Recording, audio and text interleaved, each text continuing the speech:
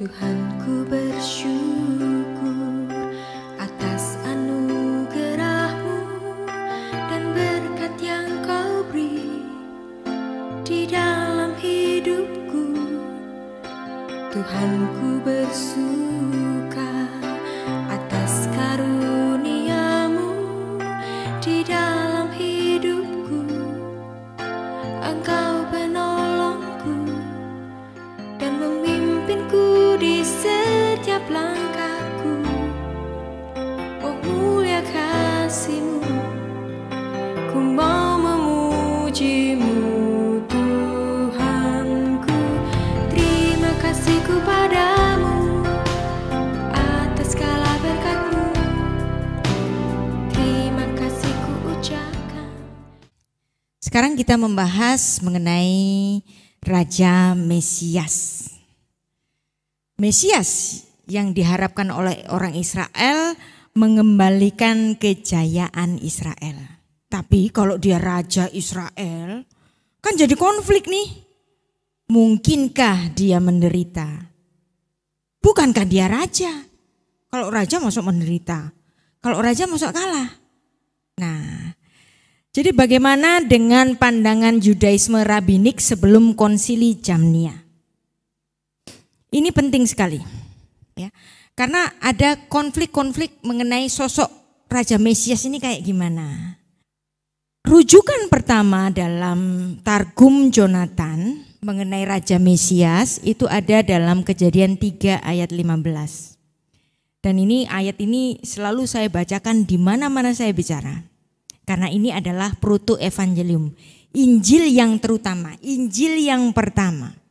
Pada saat Adam itu berdosa dan pada saat hari dia mati, tapi pada hari dia mati Tuhan mengucapkan firman yang paradoks. Pada hari kematian Adam justru Tuhan memberikan firman mengenai keturunan. Lah, hari keturunan Adam kok Tuhan menjanjikan seorang keturunan, ini kan aneh. Maka oleh Bapak Gereja Irenaeus disebut sebagai proto evangelium. Dan bukan itu saja, Jonathan ben Uziel adalah seorang scholar dari Beit Hillel yang umurnya itu sepantaran dengan Yesus Kristus. Dia menerjemahkan Tanakh Ibrani itu dalam bahasa Aram dan kemudian memberikan komentari-komentarinya. Nah, dalam Kejadian 3 ayat 15 ini, Jonathan ben Uziel itu menambahkan komentari bahwa dalam Kejadian 3 ayat 15 ini adalah rujukan pertama mengenai kehadiran Sang Raja Mesias. Saya baca ya bahasa Indonesianya dulu.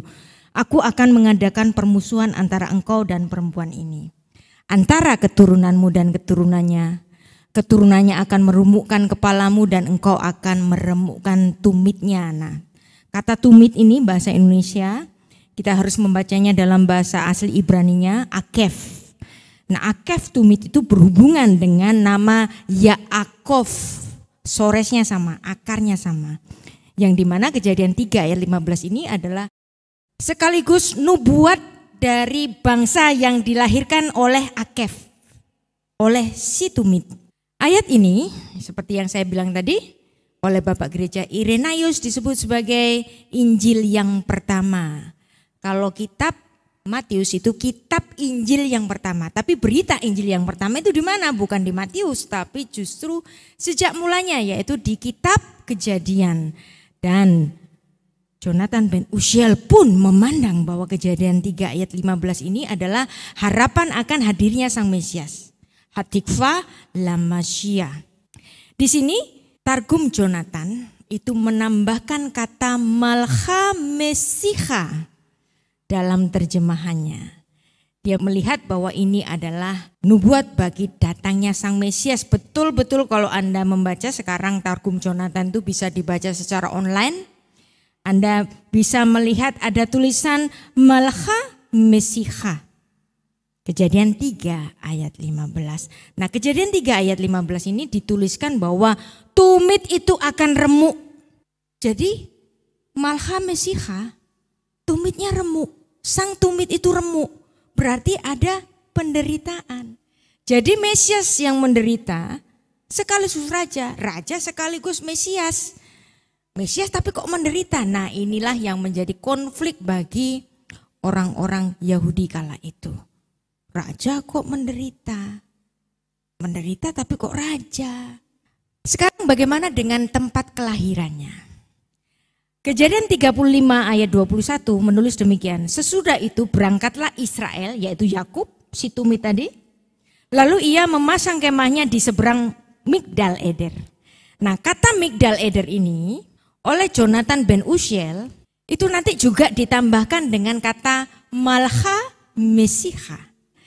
Jadi ini rupanya Kejadian 35 ayat 21 ini sudah menjadi bacaan bagi para rabi sebelumnya, sehingga Jonathan ben Uziel menambahkan kata Malcha Mesiha, Raja Mesias juga pada Kejadian 35 ayat 21 itu dalam komentarnya dalam Targum Jonathan. Ini orang Yahudi melihat bahwa Migdal Eder itu adalah kelahiran dari Sang Raja Mesias, tempat kelahiran dari Sang Raja Mesias.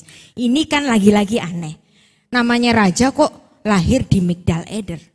Kandang domba yang memasok domba-domba untuk dipersembahkan di Bait Allah. Ini juga aneh lagi. Ada banyak keanehan. Tapi pun ditulis juga oleh Jonathan ben Uziel. Betul-betul Anda nanti bisa lihat.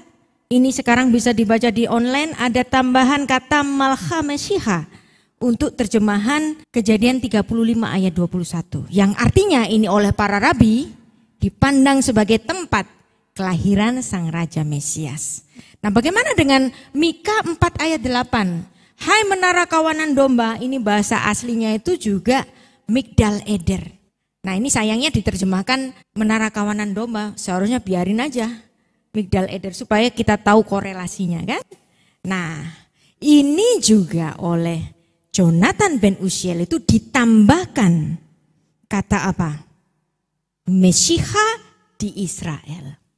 Jadi artinya Mika 4 ayat 8 itu dianggap sebagai tempat kelahiran Sang Raja Mesias. Ini dokumennya orang Yahudi Rabinik, bukan dokumennya orang Kristen. Mika 5 ayat 1, lagi-lagi Jonathan ben Uziel menyebut ada tempat yang namanya Bethlehem Efrata, dan dalam terjemahan Jonathan ben Uziel itu dia menambahkan Malcha Mesiha. Kalau saya baca dalam bahasa Indonesia, terjemahan Targum Jonathan ini untuk Mika 5 ayat 1 itu, tetapi engkau, hai Bethlehem Efrata, hai yang terlalu kecil untuk dihitung di antara ribuan kaum Yehuda, daripadamu akan bangkit bagiku Sang Mesias. Ini dokumennya orang Yahudi yang akan berkuasa di Israel, yaitu dia yang namanya disebutkan sejak purbakala, sejak dahulu kala, sejak hari-hari penciptaan. Artinya apa? Sejak di Taman Eden itu sudah dinubuatkan yang namanya Malcha Mesiha ini. Sehingga lagi-lagi Jonathan ben Uziel menambahkan kata Mesiha untuk Mika 5 ayat 1, dan itu saya bahas dalam buku saya, Besorat Hatselaf, Injil Salib, pada halaman yang ke-43. Nah, inilah pokok dari semua yang kita pelajari sebagai orang Kristen. Pokoknya di mana sih? Dasarnya itu di mana sih? Kita itu untuk mengerti tentang kekristenan, kenapa Yesus itu harus lahir ke bumi. Dasarnya adalah dalam Kejadian 3 ayat 15 yang baik dirujuk orang Kristen, Bapak Gereja Irenaeus maupun Jonathan ben Uziel, wakil dari Yahudi Rabinik, sama-sama menyebutkan bahwa ini adalah harapan akan hadirnya Sang Mesias. Hatikva la Mesias. Nah, tipologi keselamatan melalui pembayaran nyawa itu sebenarnya sudah disuarakan sejak di Taman Eden. Ada binatang yang dibunuh di Taman Eden. Kulitnya diambil untuk pakaian bagi Adam. Korban binatang dari Habel yang lebih diterima daripada korban yang diberikan oleh Kain karena tidak mengandung darah. Dan kemudian pengikatan Ishak. Ishak itu nggak dikorban hanya sampai diisak, hanya sampai diikat. Siapa yang dikorbankan? Yang dikorbankan adalah anak domba yang dikirim oleh Tuhan, dan itu adalah tipologi dari Yesus yang harus mati sebagai anak domba Allah yang menghapus dosa dunia. Yohanes 1 ayat 29. Dan keselamatan Israel yang lepas dari tulah kematian anak-anak sulung di Mesir, itu semua juga ditebus dengan darah. Ada domba Paskah yang harus dilabur pada rumah-rumahnya orang-orang Israel. Jadi selalu ada ritual dengan korban darah. Dan itu semua ditulis dalam kitab Imamat. Ada korban kebakaran, ada korban sajian, ada korban kedamaian, korban penghapusan dosa, korban penebus salah, yang hampir semuanya itu menggunakan darah. Kenapa? Karena upah dosa adalah mati, maka mati harus dibayar mati. Nah, seperti yang disebutkan dalam Kejadian 3 ayat 15, bahwa Tuhan itu betul-betul memilih satu jalur yang khusus. Jalurnya siapa? Jalurnya si tumit. Nah, Anda kalau melihat di sini silsilahnya, dari Adam lahir Set, dari Set lahir Nuh, dari Nuh lahir Sem, dari Sem kemudian dipilihlah Abraham, dari Abraham nanti lahir Ishak, dari Ishak nanti lahir Yakub, dari Yakub lahir Sang Mesias. Jadi betul-betul Tuhan memilih jalur yang khusus yang sudah diucapkan sejak Kejadian 3 ayat 15, jalurnya Akef, jalurnya si tumit.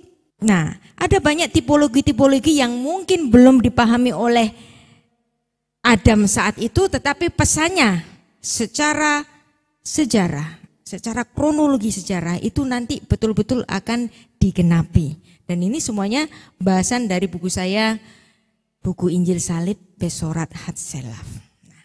Jadi dari apa yang sudah kita pelajari tadi, dari salah satu contoh apa yang dipahami oleh Yudaisme Rabbinik, dari tulisan Jonathan Ben Uziel bahwa ada Kejadian 3 ayat 15, ada Kejadian 35 ayat 21, Mika 4 ayat 8, Mika 5 ayat 1, semuanya diberi keterangan oleh Jonathan Ben Uziel itu dengan keterangan Malha Meshicha. Dan itu merujuk tempat yang bernama Migdal Eder yang di Bethlehem Efrata. Nah, itulah sebabnya nanti ketika ada orang Majus nyari raja orang Yahudi, Herodesnya kaget, emang ada raja orang Yahudi. Kemudian dia memanggil para ahli kitab orang Yahudi itu datang kepadanya, di mana tempat rajanya orang Yahudi itu lahir. Nah, apa yang dijawab? Nah, kita baca aja ya. Matius 2 ayat 4. Maka dikumpulkannya semua imam kepala dan ahli Taurat bangsa Yahudi, lalu dimintanya keterangan dari mereka di mana Mesias akan dilahirkan. Ini yang tanya Herodes. Mereka berkata kepada Herodes, di Bethlehem, di tanah Yudea, karena demikianlah ada tertulis dalam kitab Nabi. Ditulis di mana tadi? Mika 4:8, Mika 5:1, sama-sama menulis tempat kelahiran Sang Mesias itu di Bethlehem Efrata, di Migdal Eder. Dan bukan kebetulan. Penggenapannya ditulis dalam Alkitab kita, Lukas 2 ayat 6-7, bahwa Yesus Kristus lahir di tempat yang namanya Menara Kawanan Domba atau bahasa Ibraninya adalah Migdal Eder. Nah, ada banyak orang sekali yang menjadi terpengaruh dengan romantisme. Aduh, kayaknya kasihan deh. Masa Allah yang inkarnasi lahir di kandang domba? Itu yang dibicarakan sampai hari ini. Sebenarnya enggak. Kelahiran Yesus yang harus di kandang domba itu memang sudah digariskan. Ya, yang sudah kita baca tadi tempatnya sudah ditentukan. Dan itu adalah tempat pemasok domba-domba yang dipersembahkan di bait Allah. Maka Yesus sebagai anak domba Allah yang menghapus dosa dunia, dia harus menggenapi, menutup semuanya itu, menyelesaikan semuanya itu. Dia harus lahir di tempat yang sama. Oleh kehendak Tuhan semua penginapan harus penuh, maka enggak bisa tidak. Maria dan suaminya harus menuju ke tempat yang bisa menampung mereka, yaitu Migdal Eder. Jadi jangan bilang lagi, aduh kasihan deh, masa Tuhan harus lahir di kandang. Ini bukan kandang biasa, bukan kandang di rumah, belakang rumah orang, bukan. Ini adalah kandang di kawasan tempat suci, di bawah pengawasan imam-imam di bait Allah. Anda tahu? Zakaria adalah menjabat imam di bait Allah. Istrinya adalah Elizabeth. Elizabeth adalah sanak dari Maria. Dia tahu. Itulah kenapa Yohanes Pembaptis langsung merujuk kepada hidungnya Yesus. Yohanes 1 ayat 29. Inilah anak domba Allah yang menghapus dosa dunia. Karena memang lahirnya di Migdal Eder, bukan sembarangan tempat. Jadi enggak ada yang kebetulan. Semuanya sudah diatur oleh Tuhan. Nah makanya Perjanjian Lama dan Perjanjian Baru itu selalu hubungan terkait tipologi dan antitype-nya itu digenapi oleh Yesus Kristus. Dan bukan sekali saja, bukan di Yohanes 1 ayat 29 saja, pada Yohanes 1 ayat 36 diulangi lagi. Lihatlah anak domba Allah. Orang Yahudi kalau bilang sekali biasa, kalau bilang 2 kali itu konfirmasi. Ya, ini anak domba Allah yang menghapus dosa dunia. Nah, satu lagi yang banyak tidak dipahami oleh orang-orang Yahudi kebanyakan, termasuk orang Yahudi rabbinik hari ini, yaitu Yesaya 53 dan Yesaya 52 ayat 13 sebagai introduksinya itu seperti ini. Yesaya 52 ayat 13 saya baca, sesungguhnya hambaku. Perhatikan ada kata hambaku, hineh afdi. Hambaku ini akan berhasil. Nah kalau dia berhasil, dia ditinggikan, dia disanjung, dia dimuliakan. Kata ditinggikan itu yarum. Anda tahu nama Abraham? Avraham, ya ada kata ram. Nah ram itu ditinggikan, diluhurkan. Kemudian Nisa, dia diangkat, disanjung. Kemudian ada Vegava. Pujian Musa tadi apa? Asirla ladonai kigau ga'a. Jadi kata gava, ga'a itu dikenakan kepada hamba. Nah ini kan aneh. Ayat ini seharusnya menjadi satu alert yang besar buat orang Yahudi. Ada hamba, tapi dia ditinggikan, tapi dia disanjung, tapi dia dimuliakan, dan gelar-gelar tinggi, sanjung, dan dimuliakan ini adalah gelar-gelar yang pada Perjanjian Lama itu diberikan kepada Yod, He, Vav, He. Nah, kalau ada hamba ya hamba dong. Gedibal, nangisor, ya. Hamba ya hamba. Tapi ini kok gedibal, nangisor. Dibilang ditinggikan, disanjung, dimuliakan. Berarti ini ada paradoks. Kalau ada paradoks ini artinya harus menjadi satu alert bagi kita. Nah, jadi paradoks ini yang biasanya nggak dibaca oleh sebagian besar orang Yahudi. Yang pokoknya kalau Raja Mesias ya harus keren, harus naik kuda, bukan naik keledai.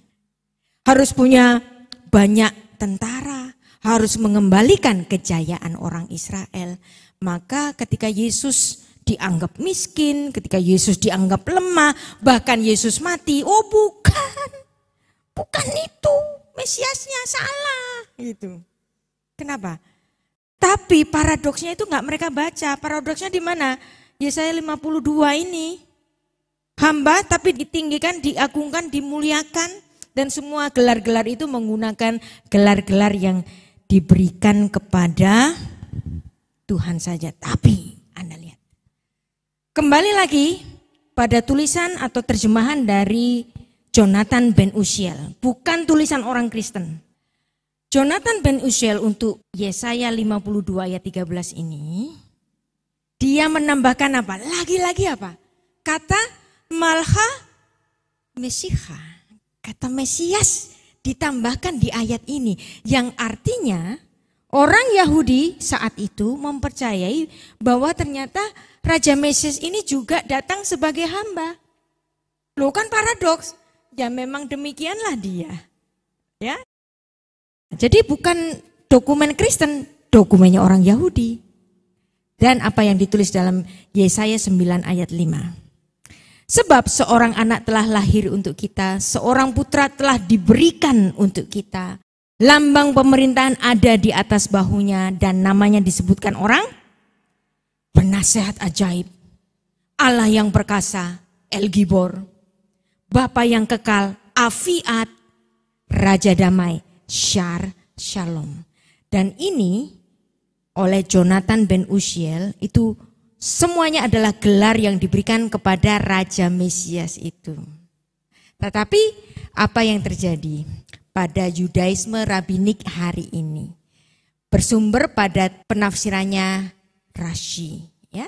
Rashi menganggap bahwa Pele Yoetz, penasihat yang ajaib, El Gibor, Allah yang perkasa, Afiat, Bapa yang kekal, ini adalah nama yang bersubjek pada namanya Tuhan, namanya Hashem.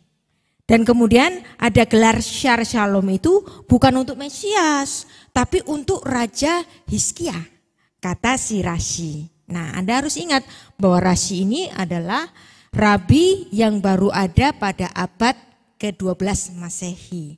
Yang dia itu sudah terkondisi ada perbedaan antara Yudaisme Rabbinik dengan orang Kristen. Maka kalau orang Kristen mengatakan bahwa Yesaya 9 ayat 5 itu untuk Yesus, orang Yahudi harus beda. Bedanya di mana? Ini untuk Raja Hizkia, kata Rashi, abad ke-12. Ini Rashi. Rashi itu, maaf ya, abad ke-12 awal ya.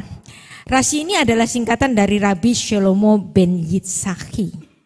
Rashi ini terkondisi, orang Yahudi Rabbinik yang terkondisi sudah ada konflik antara kekristenan dan orang Yahudi.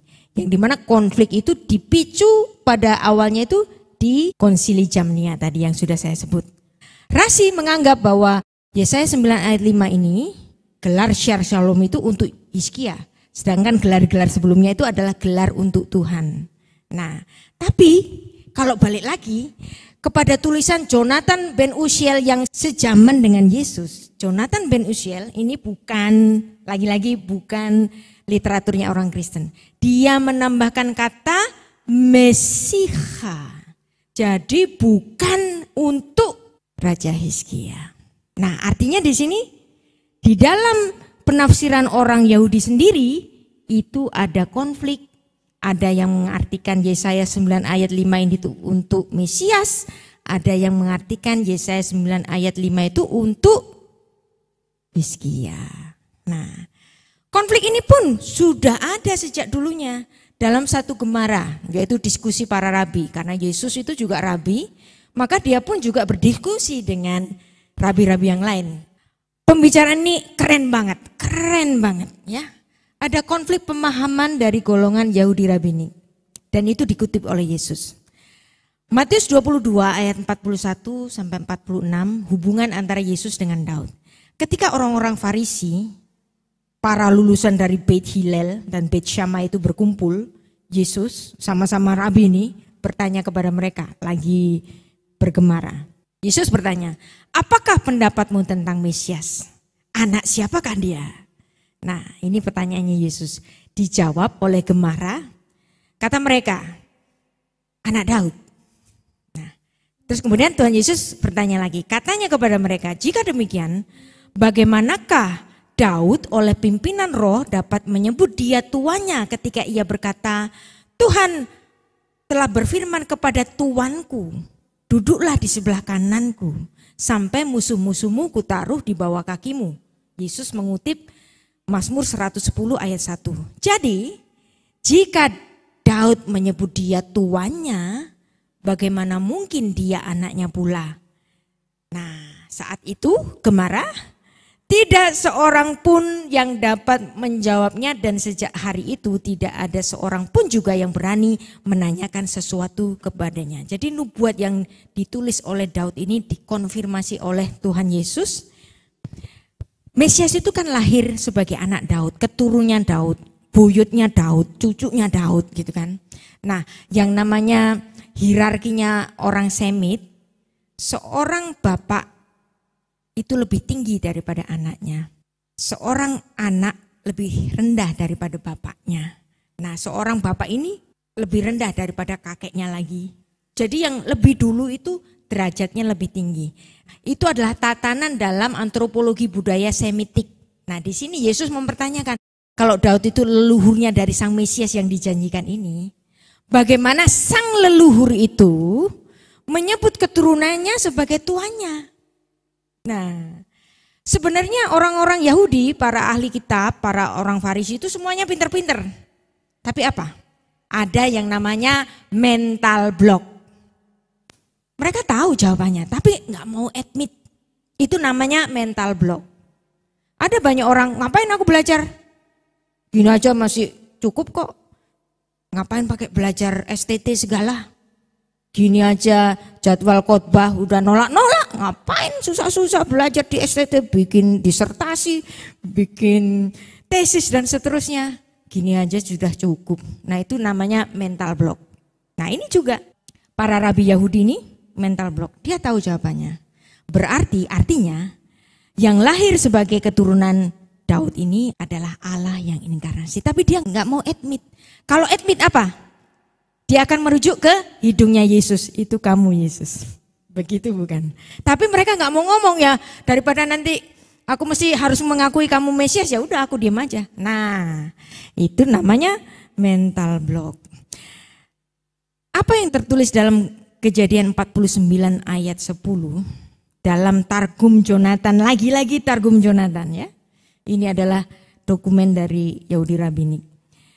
Tongkat kerajaan tidak akan beranjak dari Yehuda maupun lambang pemerintahan di antara kakinya sampai dia datang yang berhak atasnya, maka kepadanya akan takluk bangsa-bangsa. Seorang yang dirujuk sebagai Silo ini ditambahkan oleh Targum Jonathan dengan Mesiha, kata Mesiha di sini. Betul-betul ada kata Mesiha. Jadi Silo dirujuk sebagai Mesias yang dijanjikan yang lahir dari rumpun keturunan Yahudi. Jadi Mesias Tuhan dan anak Daud.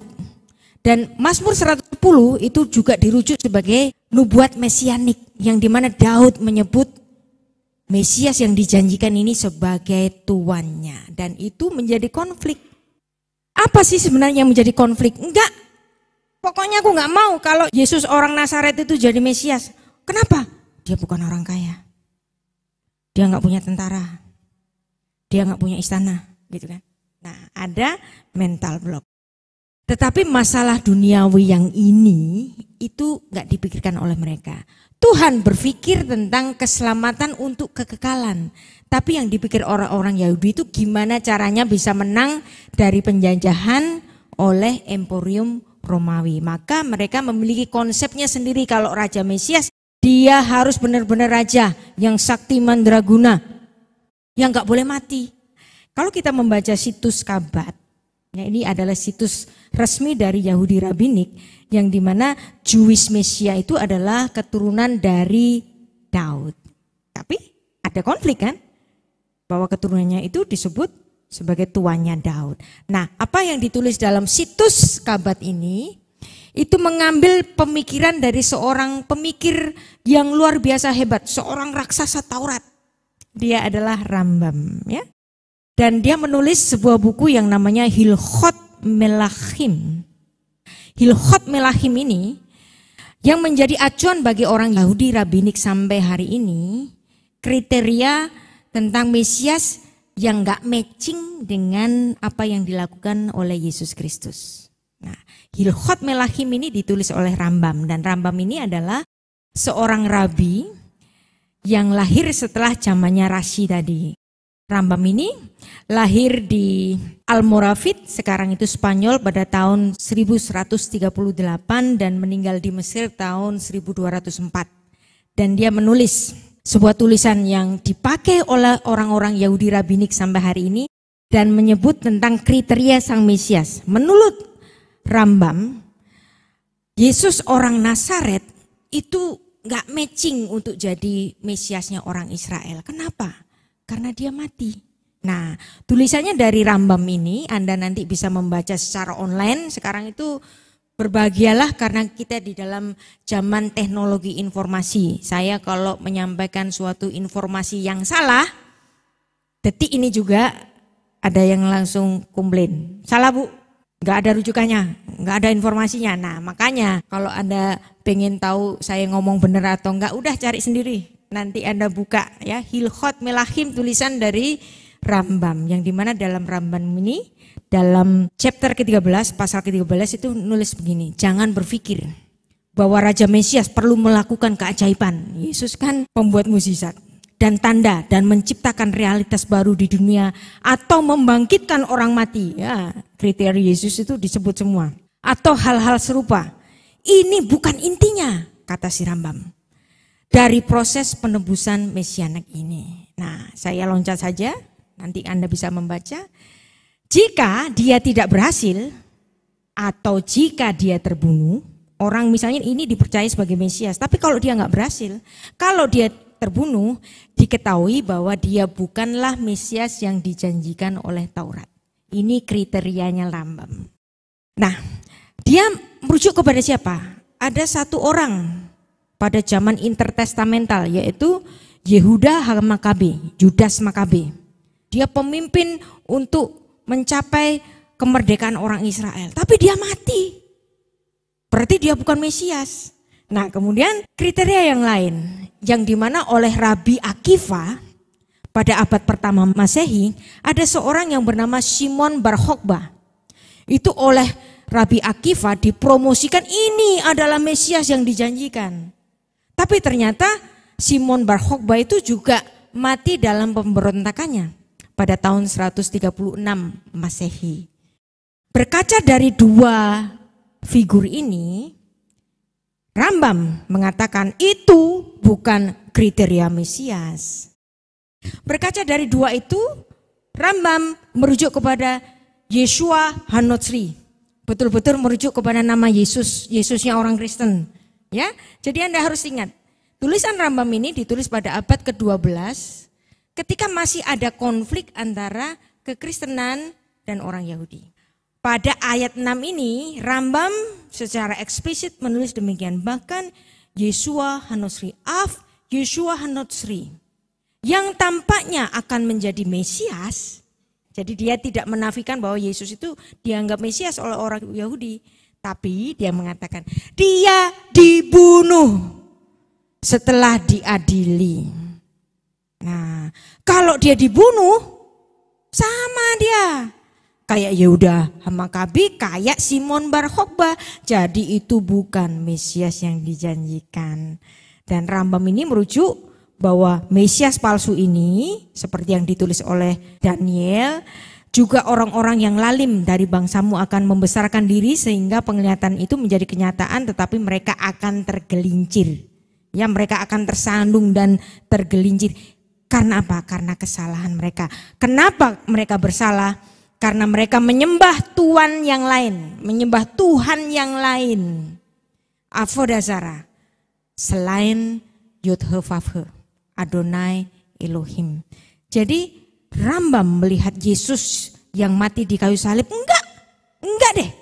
Kalau mati di kayu salib berarti dia gagal.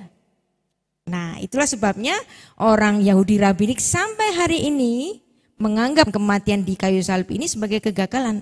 Itu bukan Mesias yang dinyanyikan, apalagi saat itu juga dia tidak bisa mengusir Emporium Romawi. Apalagi sampai hari ini pun Yahudi Rabbinik gak punya bait Allah di Yerusalem. Ada negara Israel? Iya ada. Tapi itu bukan kontinuitas yang dulu, bukan.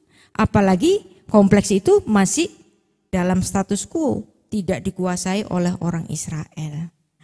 Inilah yang ditulis oleh Rambam dan dipegang oleh orang-orang Yahudi sampai hari ini, dan itu menjadi perbedaan keyakinan antara kita orang-orang Kristen dan orang-orang Yahudi. Nah, kenapa kok mereka menolak kematian ini? Sebenarnya kematian ini ada. Ya. Kenapa Yesus harus mati? Karena mati harus dibayar dengan mati. Ini adalah untuk memenuhi hukum yang ditetapkan oleh Tuhan sendiri. Adam, semua pohon di taman ini boleh kamu makan buahnya, tapi yang di tengah-tengah itu, pohon pengetahuan yang baik dan yang jahat, jangan kamu makan buahnya. Pada hari engkau memakannya pastilah engkau mati. Dan Adam makan buah itu. Nah, ini yang menjadi dasar dari tesisnya Rabi Saul. Upah dosa adalah mati. Jadi upah dosa adalah mati itu bukan karangannya Paulus, tetapi ini ada dasarnya dalam Kejadian 2 ayat 17. Nah, tapi ada kelanjutannya. Tetapi kasih karunia Allah ialah hidup yang kekal di dalam Kristus Yesus Tuhan kita. Nah, ini Rasul Paulus merujuk kepada proto evangelium Kejadian 3 ayat 15, suatu paradoks bahwa pada hari kematian Adam ada keturunan dari perempuan yang dijanjikan. Ya. Jadi pada saat Adam itu berdosa, Adam mati kan? Dan itu ditangisi oleh Tuhan. Adam, di mana kamu? Bukankah Allah itu maha tahu? Bukankah Allah seharusnya tahu Adam bersembunyi? Tapi Allah toh bertanya. Pertanyaannya ini mengandung suatu makna yang lebih dalam. Adam, di mana kamu? Yang dahulu kamu bisa bersekutu dengan aku. Hari ini engkau harus bercerai dengan aku. Karena engkau berdosa. Tidak ada orang yang berdosa bisa melihat wajahku. Sehingga Tuhan bertanya, Ayeka, di mana kamu Adam? Tuhan menangis. Nah, tapi saat itu juga Tuhan membereskan dosa Adam itu. Jadi kalau ada pertanyaan, kok Adam pada saat dia berdosa, dia makan itu dia nggak mati. Kenapa? Karena ada kematian tukar guling yang pertama. Tuhan membunuh binatang, oknum yang tidak berdosa. Diambil kulitnya untuk menjadi pakaian Adam. Bukankah Adam sudah berpakaian dari dedaunan pohon ara, tapi Tuhan tidak berkenan karena itu tidak mengandung darah. Darah di sini dianggap sebagai apa? Dianggap sebagai lambang dari nyawa. Dan itu ditulis dalam Kejadian 3 ayat 21. Mengapa harus dibayar dengan darah? Karena darah itu adalah lambang dari nyawa itu. Itulah sebabnya. Karena sudah ada tatanan bahwa pengampunan dosa harus dengan darah, mati dibayar mati, darah dianggap sebagai nyawa, lambang dari nyawa, dan kemudian dikonfirmasi oleh pemberian korban oleh Habel, dan dikonfirmasi lagi yang dimana Nuh dan Abraham itu juga mempersembahkan korban, dan diulang-ulang terus sepanjang perjanjian lama. Itulah sebabnya dalam Ibrani 9 ayat 22 itu dikatakan demikian. Hampir segala sesuatu disucikan menurut hukum Taurat dengan darah, dan tanpa pengumpahan darah tidak ada pengampunan. Dan ini merujuk kepada apa yang ditulis sepanjang kitab Imamat bahwa semua korban harus mengandung darah karena darah mengandung nyawa. Dan kemudian ada nubuat juga yang dikonfirmasi oleh Yesus. Mesias itu harus menderita. Lukas 4 ayat 26, dia datang ke Nazaret tempat dia dibesarkan, dan menurut kebiasaannya pada hari Sabat ia juga masuk ke rumah ibadat dan berdiri hendak membaca dari Alkitab.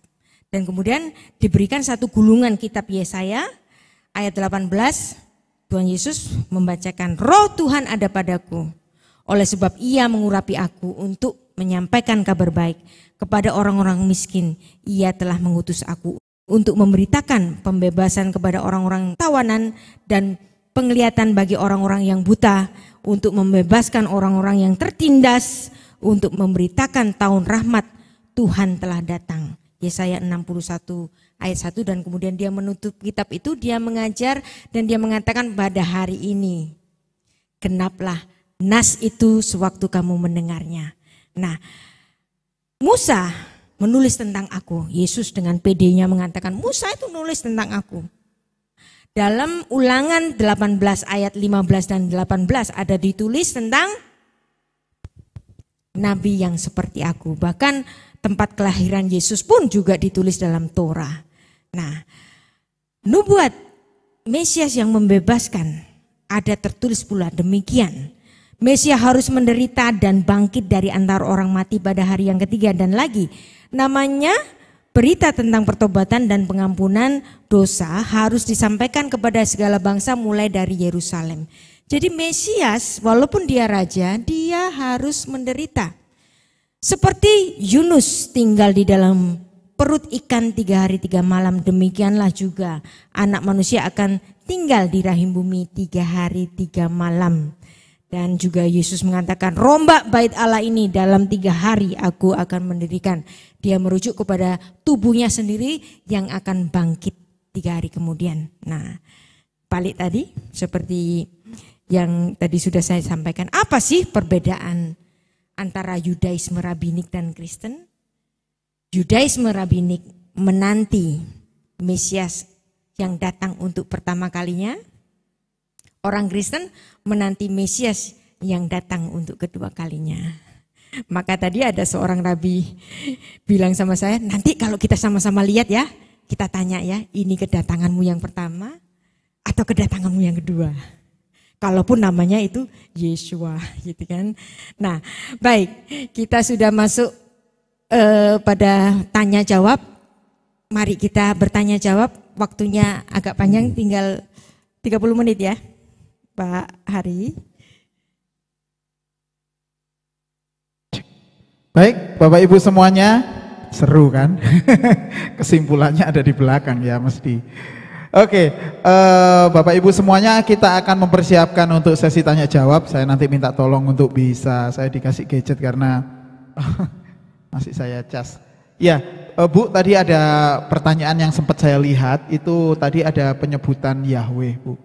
Karena ini kan cukup ramai sekarang ini. Nah, pertanyaannya kira-kira seperti ini, Bu, apakah kita sekarang harus menyebut nama Yahweh atau kita harus mengganti kata Tuhan dengan kata Yahweh semua? Itu ada yang penanya seperti itu. Mohon penjelasannya Bu Rita. Pertanyaan pertama sambil kita menunggu teman-teman yang bertanya yang lain. Silakan Bu. Baik. Karena saya adalah guru sastra Ibrani, nah kalau belajar sastra harus belajar tata krama. Kalau belajar tata krama harus belajar antropologi budaya. Kalau belajar antropologi budaya harus belajar filsafat Yahudi juga. Nah, jadi belajar itu harus integral keseluruhan. Bukan gara-gara si itu ngomong demikian, si itu ngomong demikian, ya. Saya tidak melarang orang Kristen menyebut nama Yahweh, tapi saya tidak akan menyebut nama Yahweh. Karena Yahweh itu bukan bahasa Ibrani. Saya ulang ya, Yahweh bukan bahasa Ibrani. Saya ulang lagi, Yahweh bukan bahasa Ibrani. Kalau Anda mau pakai itu silahkan. Kalau ada pengajaran-pengajaran yang mengatakan harus menyebut nama Yahweh, saya mau tanya, dasar sejarahnya di mana? Ada enggak literatur Yahudi Rabinik yang menulis nama Yahweh? Yang ada ini adalah pengajaran-pengajaran yang berdasarkan dari pengajaran yang diimport dari Amerika datang ke Indonesia. Ada banyak macam-macam pemahaman-pemahaman baru yang katanya kembali ke akar rabinik, tapi ternyata tidak. Ada banyak juga golongan-golongan yang menamakan dirinya mesianik, tapi ternyata tidak. Termasuk Yahweh. Yahweh bukan bahasa Ibrani. Kalau Anda mau menggunakan kata Yahweh ya silakan. Tapi kalau masuk ke kelas saya, kata itu tidak akan pernah disebut. Pak Ari. Ya, luar biasa ya. Ini merupakan jawaban buat penanya tadi yang bilang sama saya. Satu tanya lagi. sama saya. Ya, silakan Bu. Di YouTube saya ada membahas 3 sesi mengenai Yahweh bukan bahasa Ibrani. Nanti Anda cari ya. Ada 3 kali sesi itu panjang. Saya nggak mungkin bicara di sini hanya semenit, 2 menit, 5 menit. Saya perlu 6 jam, 7 jam. Kalau Anda sampai mengerti kenapa itu nggak bisa dibaca Yahweh, itu Anda harus mengikuti pelajaran basic mengenai membaca Alkitab bahasa Ibrani level 1 ini masih level 1 ya. Unit 1 sampai 30. Jadi sampai 30 unit. Dalam membaca naskah Ibrani itu ada pattern. Nah, kalau Anda sudah mengerti tentang pattern ini, ya, betul-betul paham mengenai grammar Ibrani dan tahu patternnya, Anda nggak akan sampai hati tulisan Ibrani Yod He Vav He Anda baca dengan Yahweh. Nggak bisa itu, nggak bisa. Karena itu bukan bahasa Ibrani. Begitu. Wow, luar biasa. Berarti Bapak Ibu kita harus belajar lagi begitu ya. Atau istilahnya begini ya, kita kayaknya mesti mengundang Ibu Rita Wahyu lagi untuk jelasin kita. Oke, boleh kasih tepuk tangan. Ya, terima kasih untuk kesediaannya Bu Rita. Siap. Iya. Kalau Pak Heni minta, Pak Juanda minta, mana saya bisa bilang enggak. Wah, mantap. Pak Juanda itu dosen saya. Baik, Bapak Ibu semuanya, ini ada penanya dari Zoom. dari yang Zoom, yang ada di Zoom.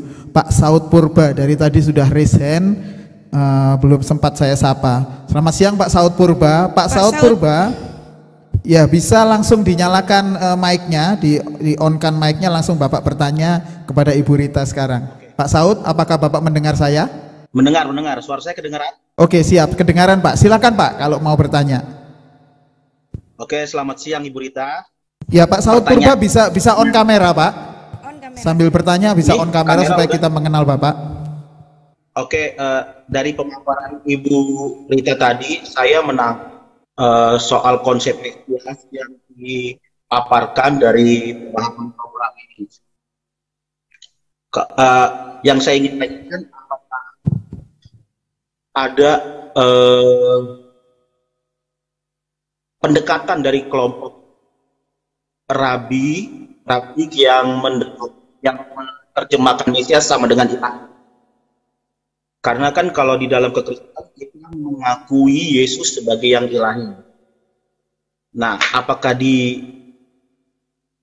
kelompok rabi ini ada nggak yang memahami Mesias sebagai yang ilahi? Lalu yang kedua, Bu, mengenai yang di Yohanes pasal 1 soal yang panggilan pertama murid Kristus, yang Andreas ya langsung mengetahui soal Mesias. Mungkin Ibu bisa menjabarkan pemahaman Mesias ketika dia mengetahui bahwa ini Yesus, apakah itu langsung dari Yohanes sendiri Pembaptis atau ada interpretasi lain yang di dalam pikiran Andreas soal Yesus? Baik, saya mencoba menjawabnya dan mencoba menyusun pasal karena putus-putus ya.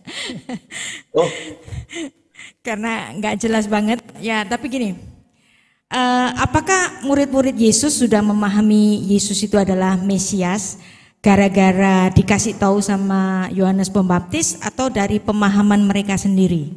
Nah, jadi kita harus tahu bahwa awalnya memang pengikut dari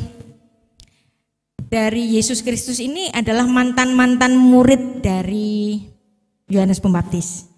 Yang kalau memang dari Yohanes Pembaptis kemudian diserahkan kepada Yesus untuk dimuridkan, dan Yohanes Pembaptis sudah menyebut ini adalah anak domba Allah yang menghapus dosa dunia, maka konsep itu sebenarnya sudah diberikan kepada para murid awal ini.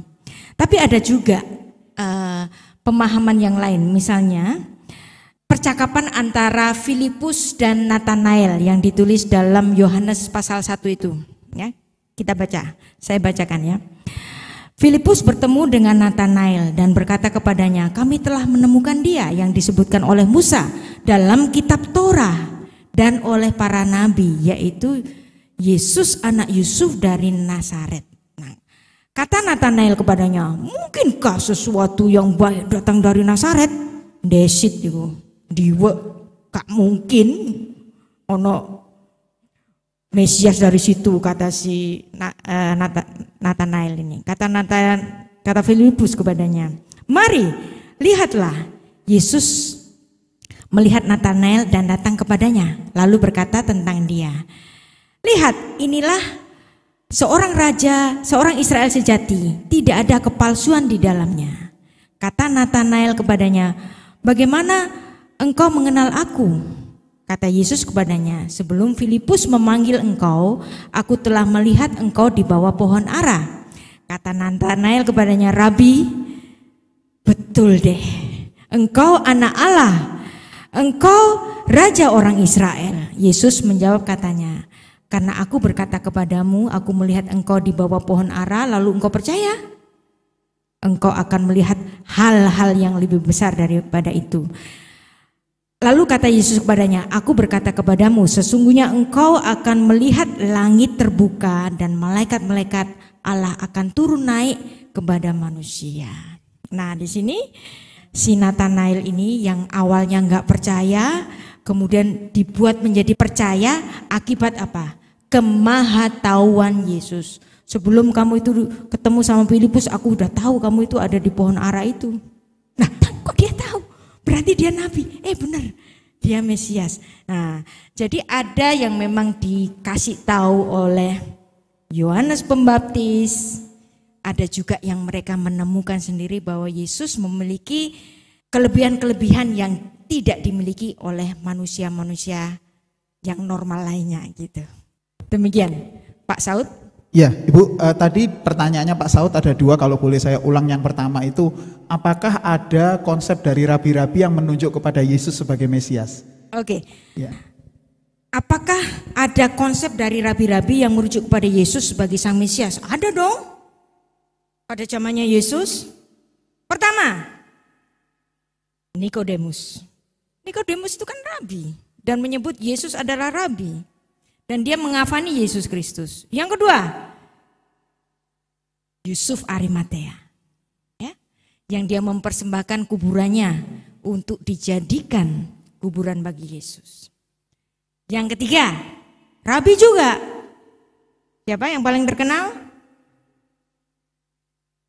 Rabi Saul, Paulus. Jadi rabi-rabi zaman itu pun sudah ada yang mengenal bahwa Yesus adalah Sang Mesias. Nanti di zaman kitab Kisah Para Rasul, gurunya Rasul Paulus, Gamaliel, yang mengatakan bahwa kelompok ini kamu jangan habisi. Kalau dia benar, dia akan lanjut. Kalau dia nggak benar, dia akan lenyap. Siapa yang ngomong begitu? Rabban Gamaliel. Nah, Rabban Gamaliel, gurunya Rasul Paulus ini kemungkinan bisa loh menjadi orang percaya. Walaupun tidak ditulis, tapi saya suspek dia menjadi orang percaya. Gitu. Wow, luar biasa Bapak Ibu. Ya, Pak Heni mau tanya. Oke, ya. Jadi ditahan dulu yang di Zoom, saya langsung kasih kesempatan kepada yang ada di gedung gereja untuk bertanya langsung kepada Ibu Rita Wahyu. Silakan Pak Ketua, Pak Heni. Wah, ini yang tanya ini guru-guru semuanya, dosen-dosen semua. Tanya dosen, bosnya sendiri nih. Bosnya sendiri. Silakan Pak Eni. Ya, terima kasih atas waktu yang diberikan kepada saya. Saya cuma tanya menindaklanjuti dari yang tadi Ibu jelaskan bahwa ada rujukan bahwa para rabi itu memberitahukan termasuk kepada murid-murid yang menerima informasi dari kayak Yohanes Pembaptis dan sebagainya. Nah, menurut Ibu, ketika Yesus disalib itu kok lari semuanya gitu? Kalau tahu bahwa Yesus itu Mesias sebetulnya, gimana Bu? Maaf, makasih. Siapa sih yang nggak kaget kalau ada tabrakan? Siapa sih yang nggak kaget kalau ada keguncangan? Keguncangan pasti terjadi, tapi apakah keguncangan itu terjadi terus-menerus? Kan juga enggak. Murid-murid Yesus hampir semuanya lari, tapi ada satu yang kembali, tetap berdiri di bawah kayu salib. Dia adalah Yohanes, bukan? Nah, jadi keguncangan ada. Nah, tapi habis itu kan sembuh. Apalagi sudah dikunjungi oleh Tuhan Yesus sendiri dalam 40 hari setelah kebangkitannya. Jadi memang perlu waktu, nggak ada yang instan. Kalau mereka kaget ya bolehlah. Itu manusiawi sekali Pak Heni. Pak Abraham, silakan. Silakan Pak Abraham, mic-nya ada di sini Pak Abraham. Ya biar bisa didengar semuanya. Ya kita kasih waktu Pak Abraham untuk mendekati mic. Silakan Pak Abraham, langsung bertanya kepada Ibu Rita. Bu Rita, saya tanya tentang tadi pertama kali sesi kedua, itu tentang protoevangelium. Jadi yang kita kenal itu Ibu katakan bahwa itu adalah Injil yang pertama. Sementara masyarakat Kristen taunya Injil itu adalah Markus, Yohanes, Lukas dan Matius, seperti itu. Nah, kemudian apa yang menjadi dasar itu dijadikan sebagai Injil yang pertama. Sementara kalau di dalam Lukas, Yohanes dan seterusnya itu adalah tentang menceritakan tentang Yesus dan perkataan-perkataan Yesus di sana. Nah, sementara yang di Kejadian 3:15 itu kan bicara tentang semacam peperangan atau permusuhan. Nah, jadi mungkin perlu saya pencerahan dari apa yang kenapa kok itu disebutkan sebagai protoevangelium. Terima kasih, Tuhan berkati. Ya. Manis sekali pertanyaannya ya, karena kita orang Kristen sudah terpola di pikiran kita. Kitab Injil ya Matius, Markus, Lukas, Yohanes. Wah ini kok diajari yang lain. Kitab Kejadian 3 ayat 15 kok dibilang Injil? Ya, jangan khawatir. Yang bilang ini sebagai Injil yang pertama itu bukan saya. Yang mengajarkan adalah Bapak Gereja Irenaeus. Nah, pemikiran dari Irenaeus itu persis seperti yang dipikirkan oleh Adam. Ya. Kejadian 2 ayat 17, pada hari engkau memakannya, pastilah engkau mati. Jadi kalau makan mati, gitu kan. Tapi apa isi dari Kejadian 3 ayat 15, aku akan mengadakan perseteruan berdarah antara engkau dan perempuan ini, antara keturunanmu dan keturunannya. Nah, kok bisa pada hari kematian Adam, ya, Tuhan berfirman tentang keturunan. Nah, di sini Adam itu adalah makhluk yang diciptakan dalam gambar dan rupa Allah. Ini keren, ya. Kalau Anda tanya saya, siapakah filsuf yang pertama? Mungkin Anda bilang Socrates, Plato, apa aja deh. Enggak, bukan itu. Filsuf yang pertama adalah Adam. Dia orang yang super pinternya itu super. Jadi dia mendengar Kejadian 3 ayat 15 ini, dan ini dibaca oleh Bapak Gereja Irenaeus, mendalami apa yang dipikirkan oleh Adam. Adam tahu hari itu dia mati. Tapi loh, di hari kematianku kok ada keturunan dari perempuan itu? Nah, Adam berpikir artinya ada harapan kehidupan bagiku. Ya. Nah, itu yang pertama. Kaget Adamnya.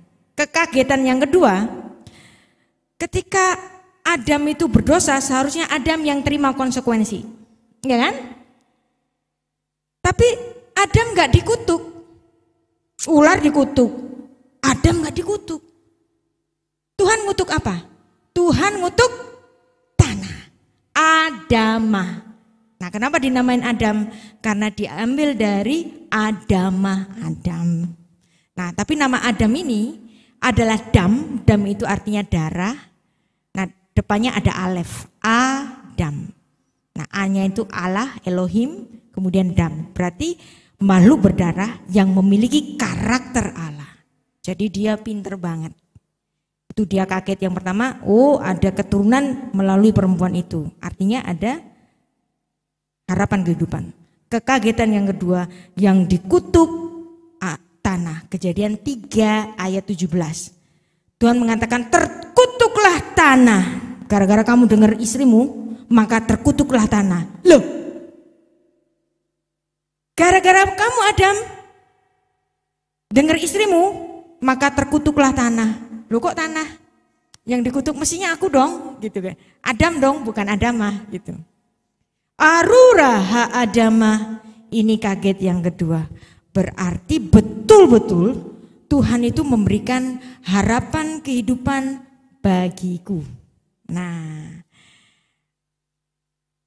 kepercayaan ini, iman ini, ya, Adam adalah orang yang beriman yang pertama. Diimani oleh Adam. Maka kemudian iman itu harus dilaksanakan, harus diresponi. Jadi nggak ada iman yang dikasih, itu nggak ada.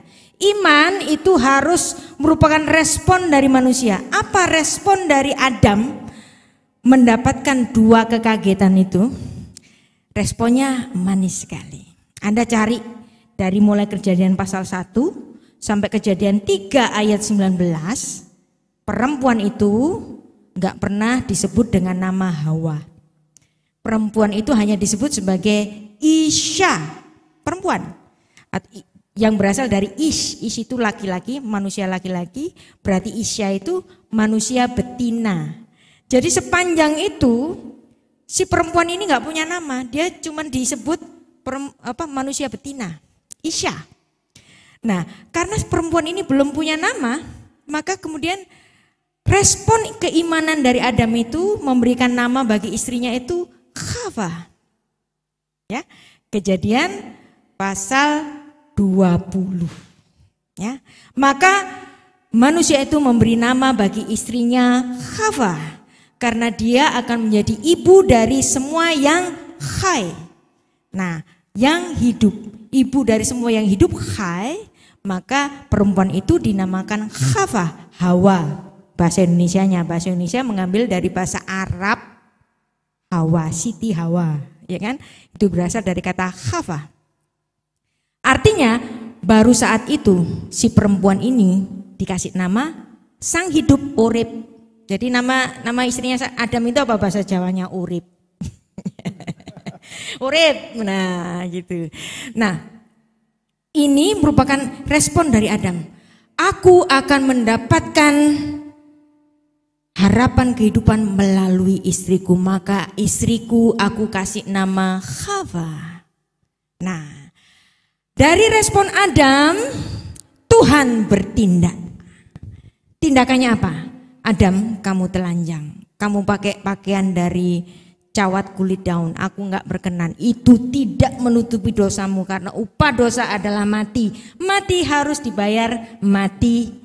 Maka ada satu tipologi yang pertama, Tuhan mengambil binatang yang tidak berdosa, dibunuh, diambil kulitnya. Artinya di situ ada kematian berdarah. Gara-gara kamu Adam, ada oknum lain yang harus menutupi aibmu. Maka aibmu, kemaluanmu aku tutupi dengan kulit dari binatang itu.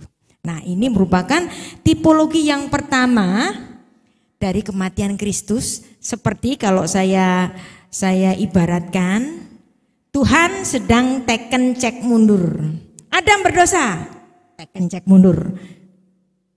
Aman Adam, nanti aman gitu. Terus Nuh berdosa, Nuh memberikan korban, Tuhan teken cek mundur. Abraham berdosa, Abraham memberikan korban, Tuhan teken cek mundur. Daud berdosa dan semua orang-orang Israel berdosa pada perjanjian lama, semuanya memberikan korban, Tuhan teken cek mundur. Nah, yang namanya cek mundur kan jatuh tempo, harus dilunasi. Dilunasinya dengan apa? Kematiannya sendiri. Nah, jadi yang namanya kematian korban, nah korban bahasa Indonesia sekarang itu kan korban banjir, korban kecelakaan, korban perasaan, korban perkosaan. Nah, korban kan, victim atau casualty? Enggak. Korban itu berasal dari kata bahasa Ibrani karaf. Apa itu karaf? Datang mendekat. Nah, tapi gara-gara itu kita artikan sebagai objek penderita, jadi korban itu ya kayak korban kecelakaan, korban perkosaan, korban perang gitu kan. Nah, sebenarnya itu salah. Itu adalah pengertian yang sudah berkembang, tapi kata aslinya berasal dari kata karaf. Nah, korban itu harus dari binatang yang berdarah. Artinya, kalau mau mendekat kepada Tuhan harus ada harga mendekat. Nah, harga mendekat itu adalah nyawa. Nah, nyawa itu dilambangkan oleh Tuhan pada perjanjian lama melalui persembahan-persembahan binatang yang tidak berdosa dan kemudian digenapi dengan kematian Kristus. Nah, hutang dosa adalah mati. Nah, kalau saya punya hutang, kalau saya ngasih utang ke teman saya, ya teman saya itu dia miskin dan dia ingin memperbaiki ekonominya. Kemudian dia utang sama saya, Bu Rita saya utang 10 juta untuk bikin usaha baru. Saya kasihan. Oke, saya kasih 10 juta. Saya tunggu setahun, gak dibalekno. 2 tahun gak dibalekno. 3 tahun gak dibalekno. Terus saya datengin rumahnya. Terus saya ngeliat, loh kok dia miskin? Makan aja gak bisa. Mana mungkin dia bisa membayar hutang 10 juta. Kemudian saya ngomong sama saudara saya tadi, hutangmu sudah dilunasi. Hutangmu sudah diampuni. Ketika saya bicara hutangmu sudah diampuni, apa itu konsekuensinya?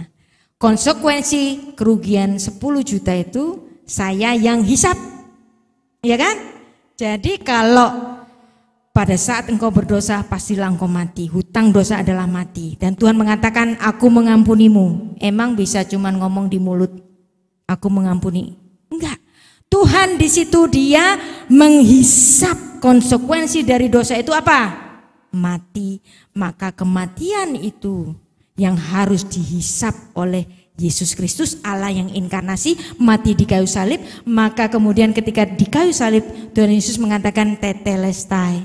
Nah, kata tetelestai dalam bahasa Ibrani itu nislam. Itu sudah dilunasi, bukan sekedar selesai. Selesainya apa? Selesai pembayarannya. Darahku sendiri. Nah, terus sekarang Anda tanya lagi, lah tapi Adam pada akhirnya mati juga kan? Lah iya, Anda harus membaca lagi. Kejadian 3 ayat 17. Arura ha Adama. Arura ha Adama. Terkutuklah tanah. Nah, media tanah ini kalau Anda membaca dalam Kejadian 2 ayat 7, manusia diciptakan dari afar min ha Adama, debu yang dari tanah. Dan kemudian Tuhan menghembuskan nishmat khaim, ya kan? Maka dia menjadi makhluk yang hidup. Jadi manusia memiliki dua unsur. Unsur ragawi dan unsur yang dari Allah, nismat khaim. Nah, tanah tadi dikutuk oleh Tuhan. Terkutuklah tanah. Makanya Adam nanti bisa tua, bisa sakit. Adam mati pada umur 930. Nuh mati pada umur 950. Metusyalah 968. Musa 120. Daud 70. Loh, kok makin kecil. Kenapa kok manusia harus mati? Manusia harus sakit karena unsur dirinya yang dari tanah itu mendapat kutukan arura ha Adama. Tapi apa yang diselamatkan Tuhan? Unsur dari dirinya, nismat khaim yang dihembuskan oleh Allah. Nah, makanya kalau Anda membaca dalam tulisan dari Raja Salomo, debu kembali menjadi debu. Roh kembali kepada yang mengaruniakannya. Nah, unsur roh inilah yang diselamatkan oleh Tuhan. Itulah sebabnya nanti ketika kita mati itu adalah babak awal dari kehidupan kekal kita masuk ke langit baru dan bumi yang baru. Pak Abraham, semoga penjelasannya berkenan. Wah, luar biasa. Kasih tepuk tangan buat Bu Rita sekali lagi. Oh, luar biasa. Bapak Ibu semuanya, saya mohon maaf sekali ya karena memang waktunya, jadi kita mesti harus berhenti. Nantikan acara-acara API khususnya untuk departemen ini ya, Pateologia dan Pengajaran yang pasti akan mengadakan acara-acara ini rutin begitu. Nanti akan diumumkan untuk acara pertemuan seminar seperti ini di masa-masa yang akan datang. Sekali lagi kami ucapkan terima kasih buat Bapak Ibu semuanya, baik Satu yang lagi. Ya, Mohon Bu. maaf, saya minta slip satu. Oke, silakan, Ya. Bu. Saya bawa beberapa buku, saya memberikan hadiah kepada penanya. Jadi yang bertanya dapat satu buku. Wow, kasih tepuk tangan. Ini siapa saja tadi yang tanya ya. Terus Siapa Pak Juanda tadi yang merasa sama nanya? Pak Juanda sama Bu Juanda ini dua, Bu. Iya, santai, semua dapat. Jadi buat yang bertanya, jadi kan gini, Rabi Hillel itu berkata demikian. Lo habaisyan lamet, velo hakaf dan melamet. Kalau jadi guru harus sabar, kalau jadi murid harus nggak malu untuk bertanya. Karena malu bertanya sesat di jalan. Jadi kalau kita ada di dalam kelas harus ada banyak tanya jawab dan berbahagialah yang bertanya dapat hadiah hari ini. Oke, luar biasa. Tapi kami dari API juga mau memberikan semacam bingkisan, Bu, buat Ibu. Oke. Dari Pak Eni akan memberikan ya bingkisan ini apa dari Terima API, kasih kenang-kenangan dari API buat Ibu. Silakan Pak Heni bisa langsung maju ke depan atau iya bisa langsung diserahkan kepada Ibu Rita. Oh, iya. Silakan yang mau ngambil gambar.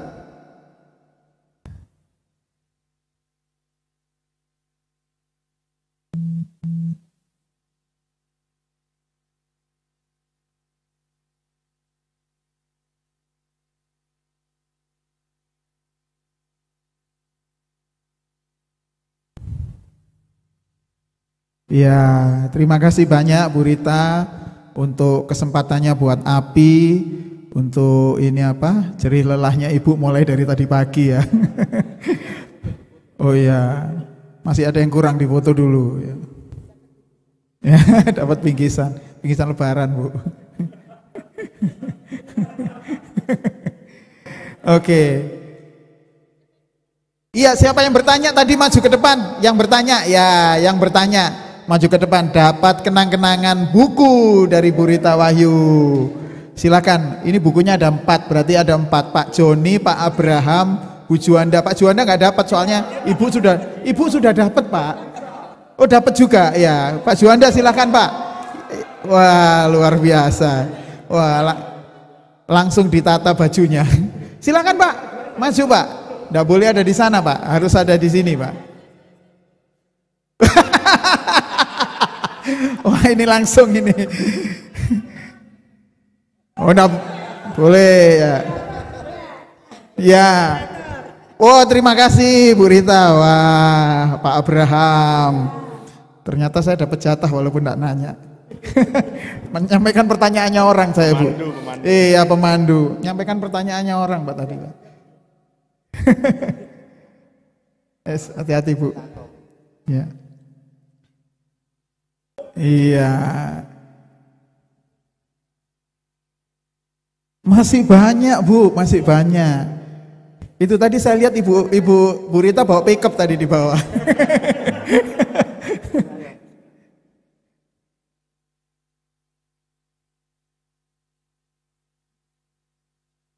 Ya, aduh, terima kasih nih. Luar biasa, ini bukunya setebal Alkitab, Saudara. Oke, buka masker, ayo.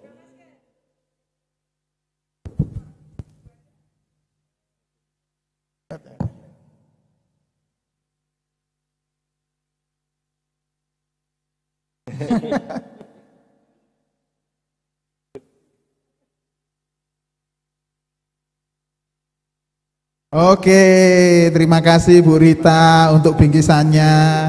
Tuhan memberkati Ibu, Tuhan memberkati pelayanan Ibu. Baik Bapak Ibu semuanya,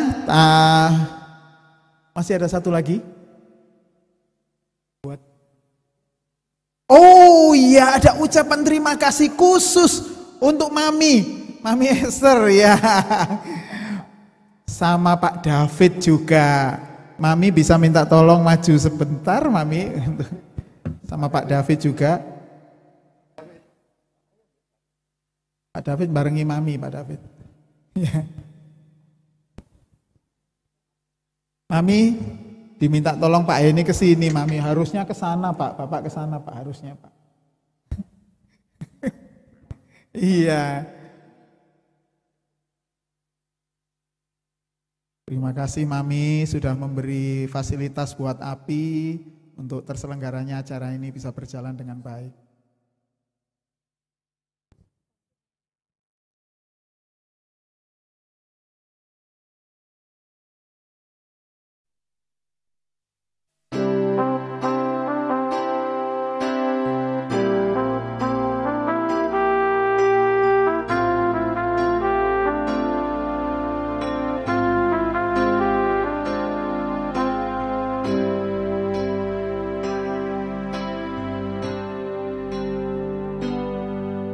Tuhanku bersyukur atas anugerah-Mu dan berkat yang Kau beri di dalam hidupku.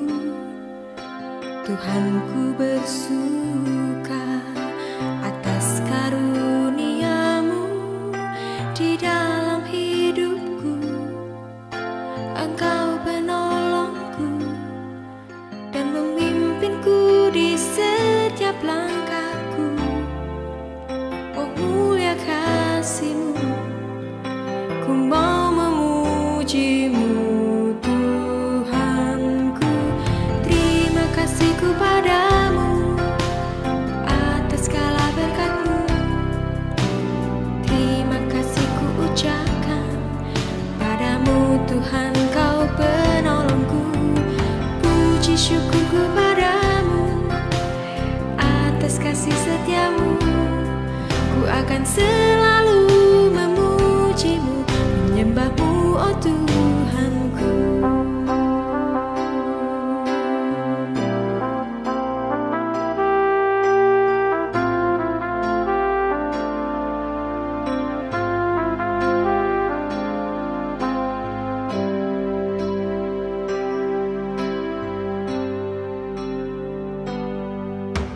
Tuhanku bersuka atas karunia-Mu di dalam hidupku.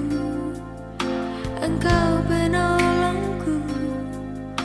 Tuhanku bersyukur atas anugerah-Mu dan berkat yang Kau beri di dalam hidupku dan memimpinku di setiap langkahku.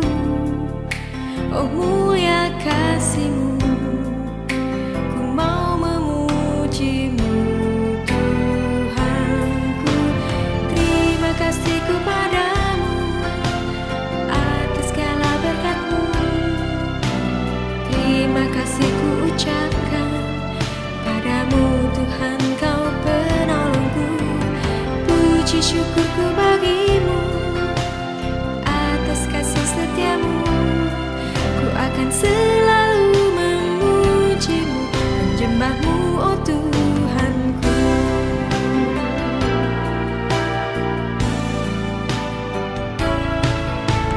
Terima kasihku padamu atas segala berkat-Mu. Terima kasihku ucapkan padamu Tuhan, Kau penolongku. Puji syukurku padamu atas kasih setia-Mu. Ku akan selalu memuji-Mu, menyembah-Mu, oh Tuhanku. Ku mau memuji-Mu Tuhan selama